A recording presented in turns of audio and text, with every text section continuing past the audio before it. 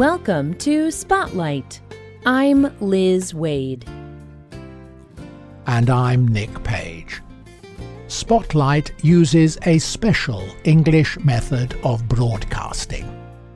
It is easier for people to understand, no matter where in the world they live.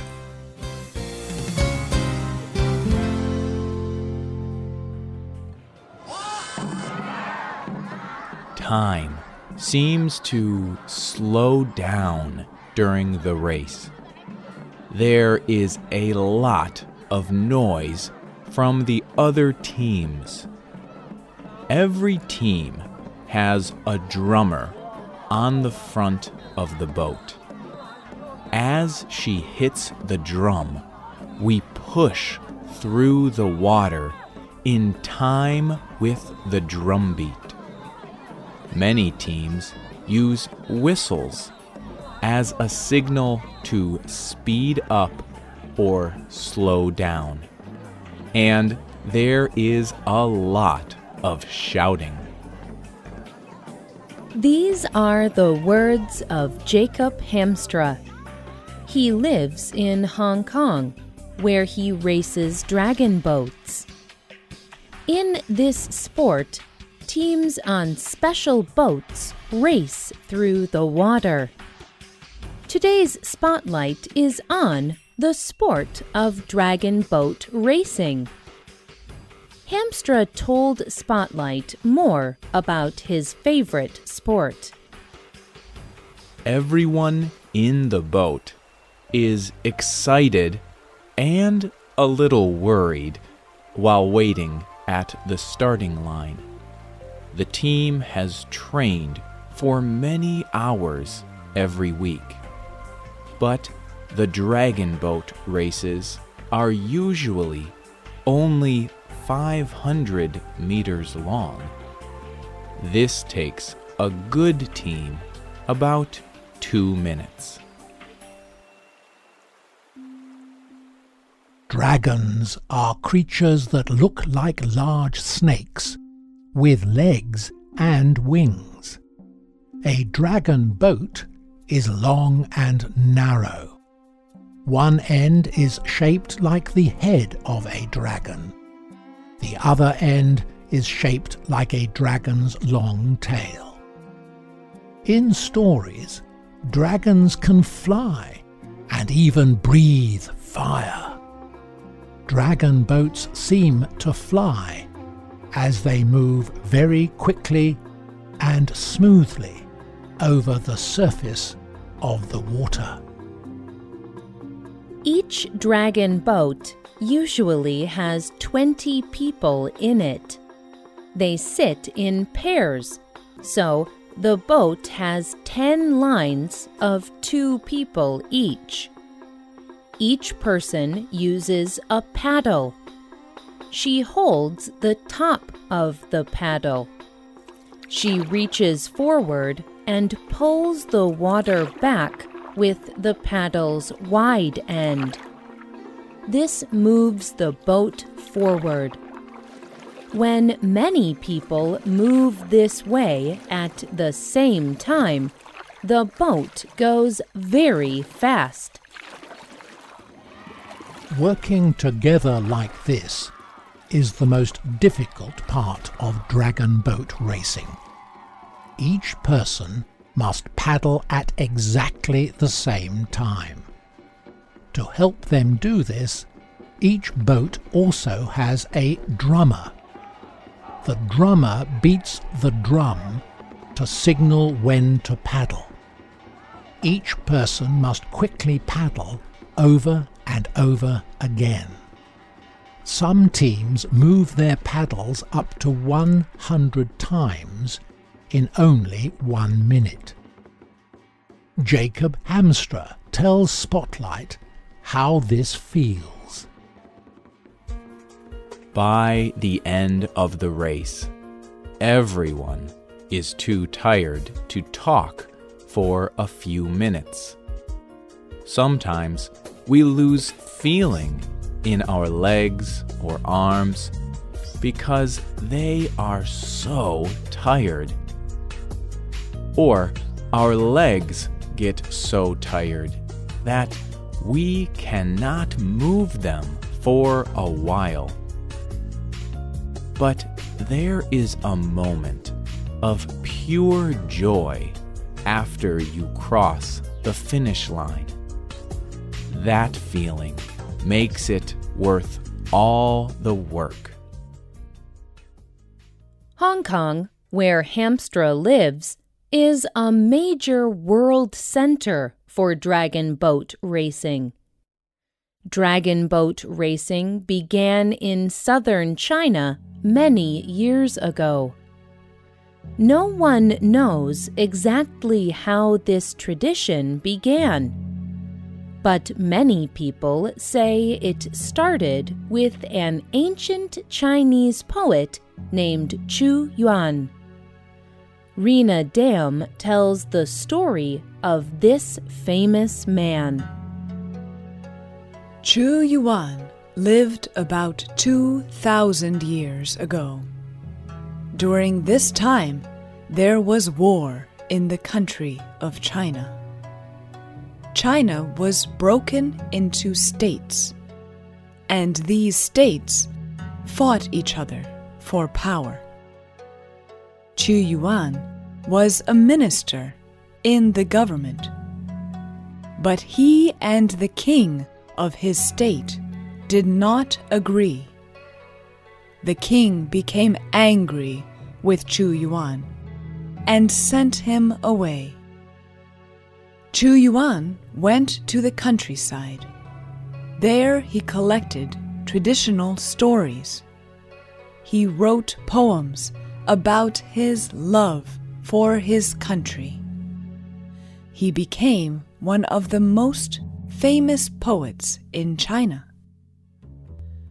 But he was very sad about the fighting in his country. When another state invaded Chu Yuan's home, he had no more hope for the future.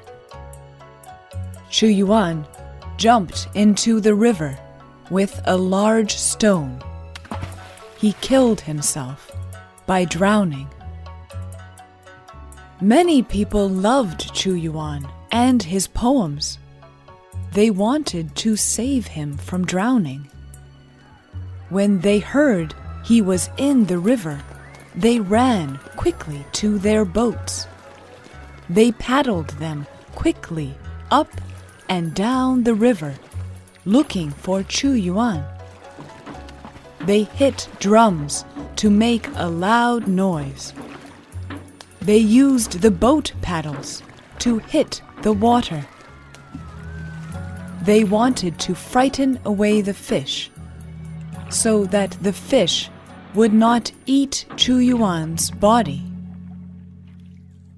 Chu Yuan drowned on the 5th day of the 5th month of the Chinese calendar.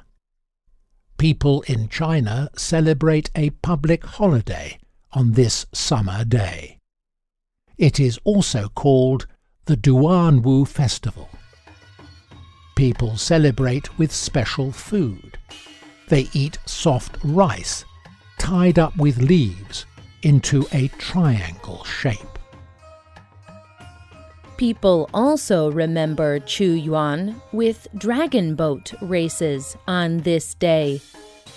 While teams race the dragon boats, many people stand on the side of the river. They make noise with drums. They cheer and shout. The races are a wild and fun celebration for the whole city.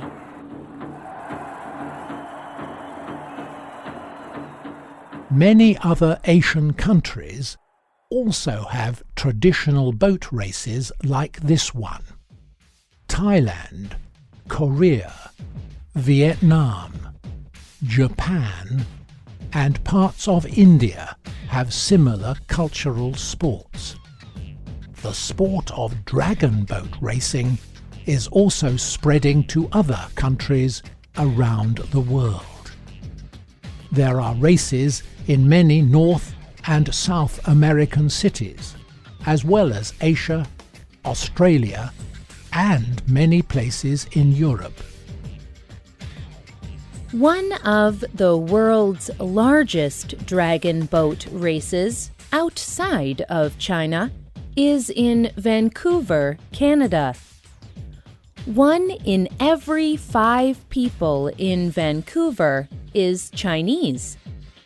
They want to remember and celebrate their Chinese traditions.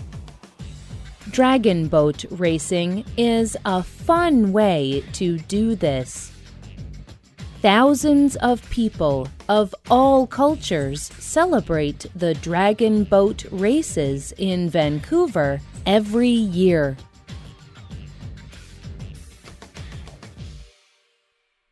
People from any culture can enjoy dragon boat racing.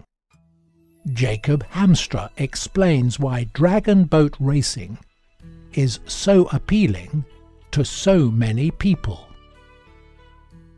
I like dragon boat racing because it requires many qualities I like: teamwork, self-awareness, humility, hard work, dedication, practice, and physical strength. I also like being under the sun and on the water. And I like the feeling of 20 people moving together as everyone tries as hard as they can. A dragon boat team is like a small community. Everyone has his own special purpose that is necessary for the whole to work. Racing requires every member of the team to perform perfectly at the same time. Individual effort is not enough for success. Winning is rewarding because the whole team has achieved together more than each person could do on his own.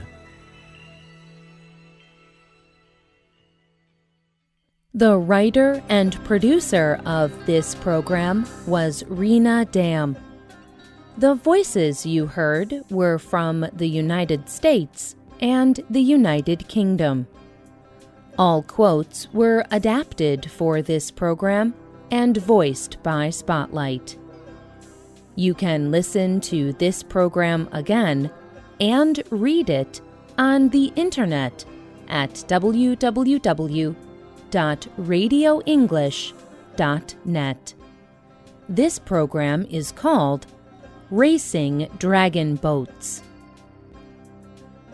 You can also leave your comments on our website, or you can email us at radio@radioenglish.net. You can also find us on Facebook. Just search for Spotlight Radio.